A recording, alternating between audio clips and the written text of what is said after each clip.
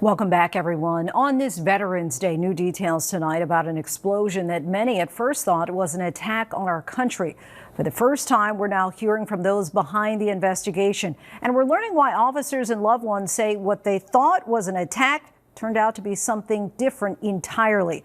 One soldier's spiral from war veteran to tragedy.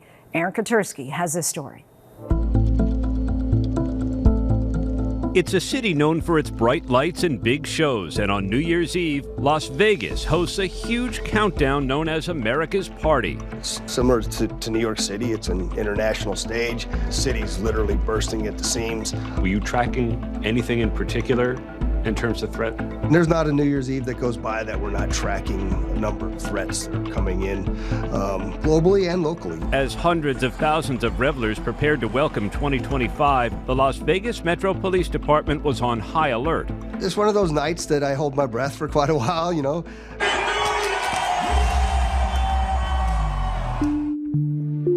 While law enforcement activity was winding down in Vegas, a drastically different scene was unfolding at a New Year's Eve celebration 1,700 miles away.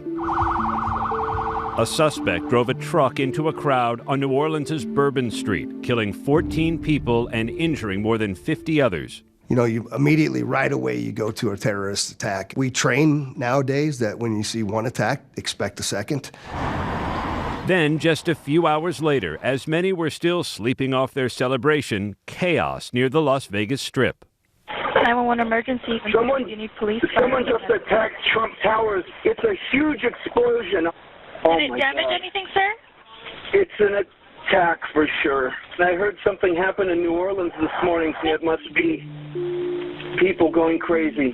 What's in your head at that moment? You've just been watching what's unfolding in New Orleans, then this happens in your city. I knew that if there was an attack here, it's time for us to get into motion. You used the word attack. Did you think this was an attack? I don't think it's a simple coincidence. Assistant Sheriff Dory Corrin was one of dozens of officers who rushed to Trump International Hotel and found a Tesla Cybertruck engulfed in flames. Our priorities were very simple: address the threat that we were dealing with, and then determine if there was any further threat. First responders helped 6 people who were injured in the explosion, then worked to secure the area and start trying to piece together how it happened. It takes the urgency to a new level because now you're worried, is there yet a third attack coming somewhere else? Nearly 36 hours after the explosion, a break in the case. Officials naming Matthew Livelsberger as the suspect, a 37-year-old Army Master Sergeant and Special Operations soldier who was on leave from his post in Germany. We recovered a military ID, we recovered a passport. There were aspects of it that you could still make out words or names or pictures. Our team did a phenomenal job, really dug deep, and were able to quickly pivot from that and determine that there was no connection to the attack in New Orleans. Surveillance footage showed and an autopsy confirmed Livelsberger detonated explosives inside the vehicle and died of a self-inflicted gunshot. We were in touch with people in Colorado. The FBI also sent leads overseas to talk with teammates of his that were located in Europe, family members, friends, anyone that we could get a hold of that would help paint a more fulsome picture. Was he someone who was ever on your radar? I'm not aware that he was ever on the radar of law enforcement previously. I would go so far as to say, from what I've been able to see of his military record, he'd be what you described as a military hero. As law enforcement searched for answers, ABC News spent 6 months investigating someone who served his country and battled with the invisible wounds of war. Me and Matt met in 2018. Alicia Arrett dated Livelsberger for about 2 years. She says they stayed in contact after their relationship ended, but lost touch in 2022. She was surprised to hear from him a few days before the new year. I was happy to hear him doing well. He said there was a lot to talk about. Arrett is a nurse and was working on New Year's Eve. She says she first learned about what happened in Las Vegas when federal investigators showed up at her door. My heart just dropped. I thought it had to be an accident. I thought he was maybe trapped inside and it exploded. And that's when the FBI made me watch the video to kind of prove it to me. In text messages she shared with ABC News, Livelsberger talked to Arrett about struggling with headaches and his mental health while they were dating. At one point writing, "I have been spiraling down the last week or so. Sometimes I get so hopeless and depressed it's ridiculous. By far the worst of my life." He texted you about seeking help maybe professionally? I always encouraged him to talk to somebody. I've lost a lot of friends in the military over the years, and I didn't want that to happen to him too. Writings investigators found on Livelsberger's phone point to a man in crisis. One entry reading in part, "The mainstream media will paint me out to be some terrorist and monster. I had no intent of taking out anyone but myself.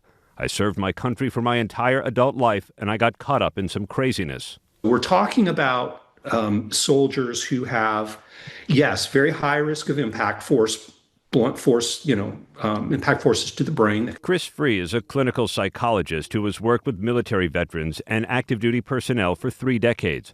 Free never treated Livelsberger, but he says special operators are at a higher risk for brain-related issues.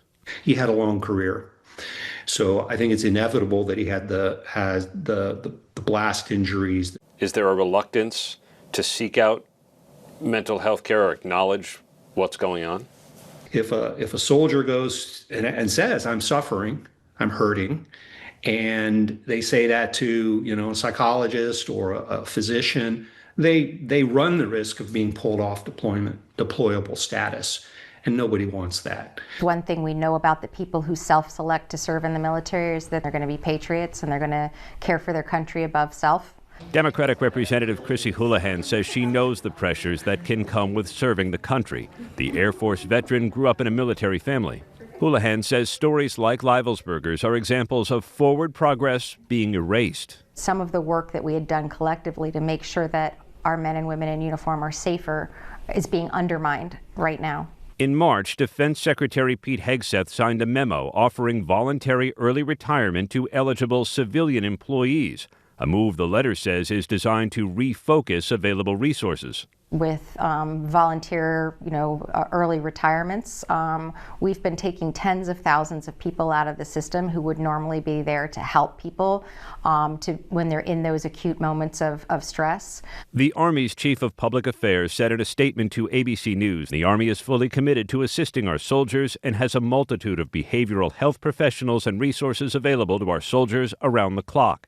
The statement also said Livelsberger had access to and used a program that provides physical, cognitive, and medical care, and that he did not display any concerning behaviors at the time and was granted personal leave. You're a veteran yourself. What other lessons and takeaways for you, for the department, from this particular incident? Combat is a terrible thing for these individuals to have to go through. It also exposed, again, the responsibility of us to take care of those individuals after they're exposed to that trauma. Alicia Errett believes Livelsberger was struggling with asking for help. She says she hopes sharing his story will convince everyone to take better care of those who protect this country. And I think we need to do more for everyone like him. There's so many more who are dying every day that don't get the public attention that he got.